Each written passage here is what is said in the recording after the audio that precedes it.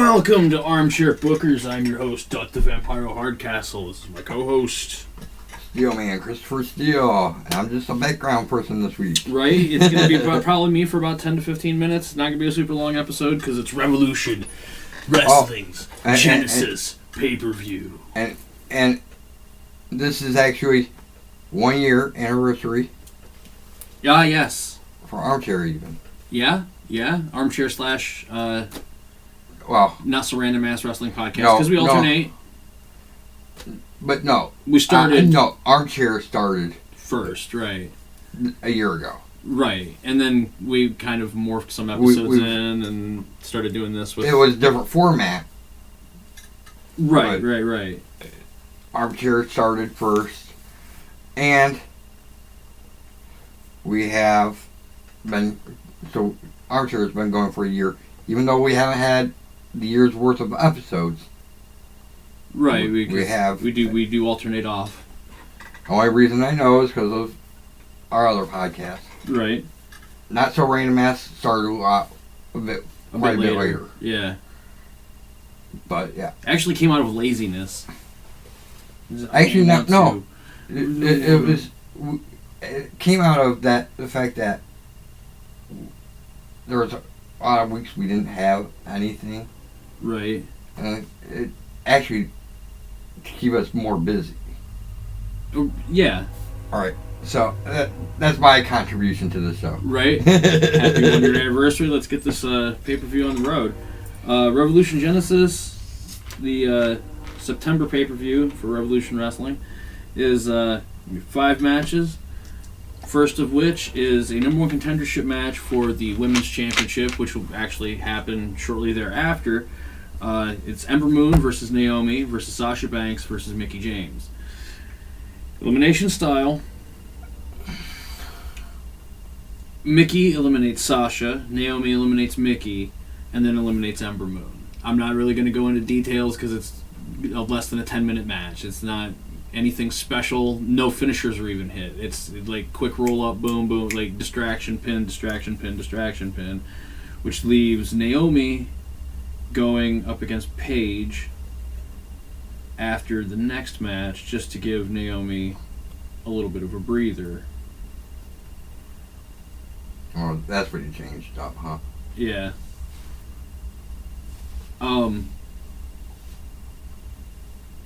The next match will be Braun Strowman versus Samoa Joe. That's actually where the big change comes, is the match that's taken its place. Strowman versus Joe, both make their entrances, getting, in-ring introduction, title on the line. About 10 seconds before you can tell Strowman's just going to finish Joe off with the reverse choke slam, face first. Out comes Kenny Omega with the Young Bucks and 2 chairs. And they concerto him down to his knees, and Kenny Omega V-triggers Braun Strowman in the middle of the ring, and they pull Samoa Joe over Strowman, which in the long run pisses Strowman off. He's not going to wake up for a while. He gets carted out. Joe gets carted out. Everybody's unconscious. The Bucks, but the no disqualification match. Oh no, it's a title match. All title matches in Revolution Wrestling are no DQ because there is no champion's advantage. So why have a DQ at all? That's one of the major differences between Revolution and Evolution Wrestling. We both have no champion's advantage, but you still have DQs to where it can change, unless otherwise stated. Where Revolution Wrestling is, as soon as it's a title match, well, the ref's like, well, we're gonna have a winner, and it's not gonna be by some cheap bullshit, even though it's by some cheap bullshit. So Strowman loses. Joe gets the title. Pisses Joe off that the Bullet Club came out and interrupted. Pisses Strowman off that he lost the belt and the Bullet Club came out and interrupted. During Paige versus Naomi, which is the entrances are happening now, Strowman comes out and just demolishes the referee and cancels the match. The women are like, we're not going down there. You're going to have to get him the hell out of the ring. And he's like, no, I'm not leaving. It's not happening. I want to see the Young Bucks and Kenny Omega down here right now. Okay. Young Bucks come down, like we'll man up. We'll they come down swinging, with chairs ready to go swinging. Strowman demolishes those two. The Heenan family music hits. They come down. Tag team titles. They come down with their tag team titles in tow, and proceed to pin the unconscious bodies of the Young Bucks. That Strowman, holds up for the bell to ring, and then, ragdolls them right out, and they clearly lose their title opportunity, their title match, because the Heenan family wins, and apparently has an ally in Braun Strowman. Okay. Because he here you go, finish him. All right. He stays out there, just standing at ringside. Kevin Owens comes down, looks at Strowman like, what the hell? Ref comes down, you've got to switch refs out, because, of course, as the ref comes out, Strowman grabs him by the leg and pulls him out, pulls the damn shirt off, and slides it on as much as he can, kind of just hangs around his neck. Triple H comes out with Steel Corporation in tow, if he so chooses. I would assume he would. Well, he's part of it. Yeah. Bobby Roode and... Outsiders. Insiders. They're insiders, and I'll tell you why. I might as well do it now. I know the insiders were DDP and Kevin Nash. Kevin Nash and DDP. But I chose insiders because they're not. The outsiders were supposed to be invading.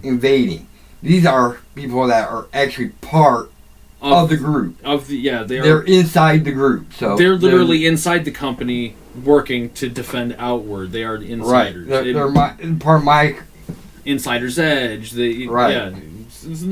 So I said they're insiders. It makes perfect sense. I know at least those guys, because the Clique. Which is exactly why Strowman's standing out there as referee. He just looks down, go. I would assume they would scatter. He's like, you know what? I think Hunter can handle this. But Kevin Nash might not. He may not. I could actually see this kind of spurring off of... They're like, yeah, no, we can handle you. The insiders can handle a Braun Strowman. Which makes sense. But can they handle all of the Wyatt family? Because here comes Rowan and Harper out. Braun's a little pissed off that referee counted to 3 when those 3 interfered. And he is determined that the next title match for the major title is going to be called right down the middle. Period. Gets everyone out of ringside, including the bell ringer. He's literally standing there with the bell. Okay, so match goes off without a hitch. 25 minutes, just back and forth. A couple of times Kevin Owens hits the pop-up powerbomb. Looks like Hunter's going to lose. Hunter gets the shoulder up. Because we're talking in prime Hunter. In prime Hunter. This is like 98, 99, 2000 Hunter, when he, before, the injuries really took a hold, and he was down to 5 moves of doom and punches. Triple H slides out of the ring, because of course, no disqualification, grabs a sledgehammer, and blasts KO right between the freaking eyes. Out. Cold. Strowman grabs the hammer, blasts Triple H. Counts them both out. 10 count, Triple H retains. Because... Draw, but Triple H retains because in the situation of draw, there's no clear winner. Everyone leaves the way they came. Right. And Bray Wyatt comes out shortly after the bell rings.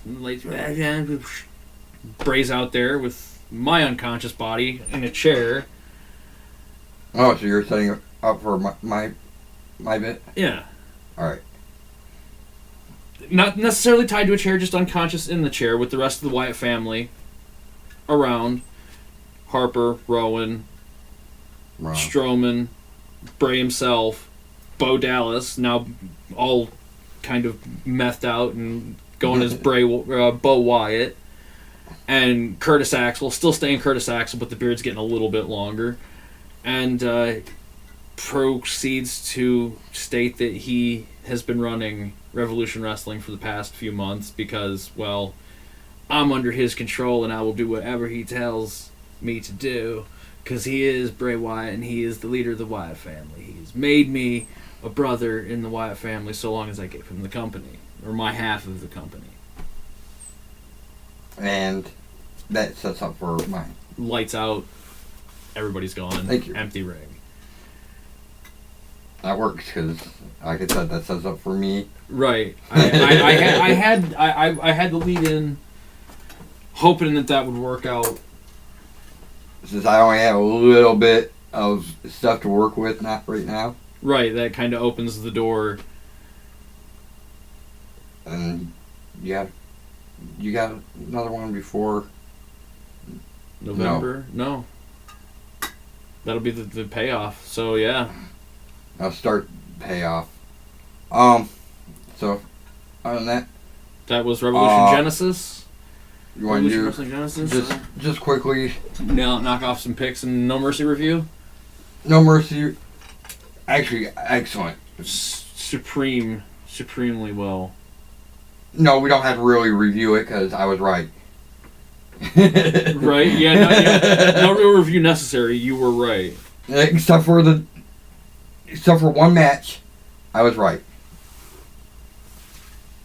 And that was the Jordan Miz match. Right, and that they did it fair enough. Right. Like I said, no need to review because I was right. Right. Where else? Pretty much, yeah. Enzo Amore winning the bout. Classic fashion, classic heel fashion. Yeah. Lost as soon as he won it. He already lost it on Tuesday, didn't he? I don't know. Pretty sure he did. Anyways, it was great though.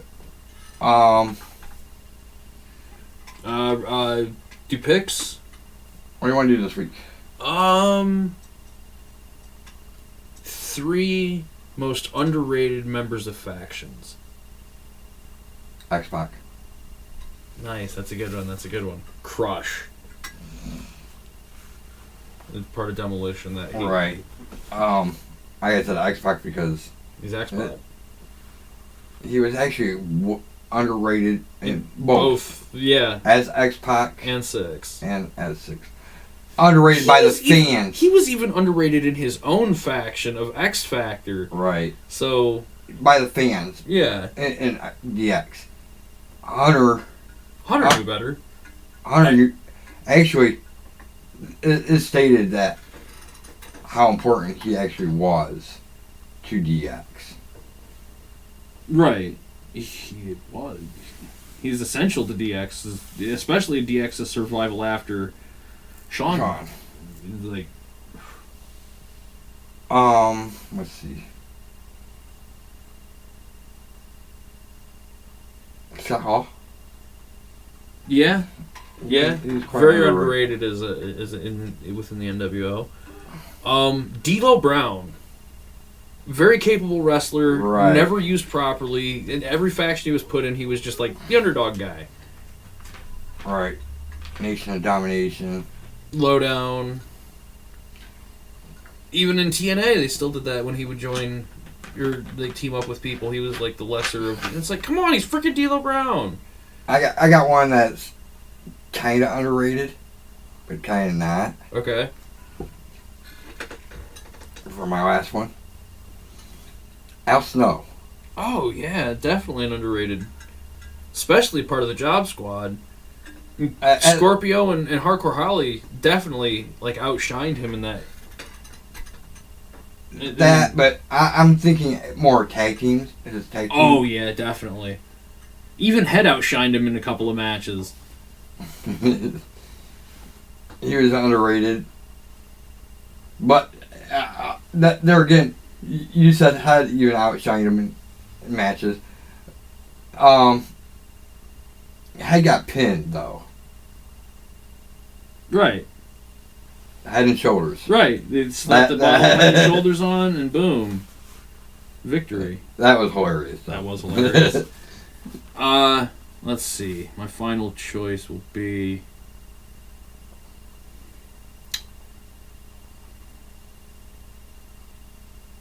Damn, this is a rough one. I'll go with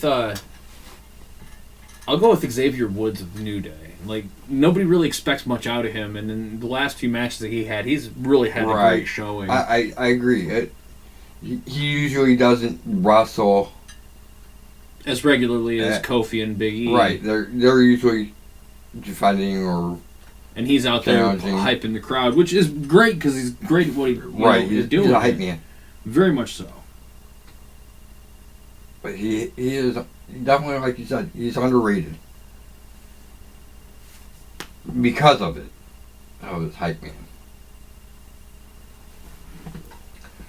Alright, so, till next time. Keep on booking. Book it right. Book it right. Book it strong. Peace out. Ring the bell.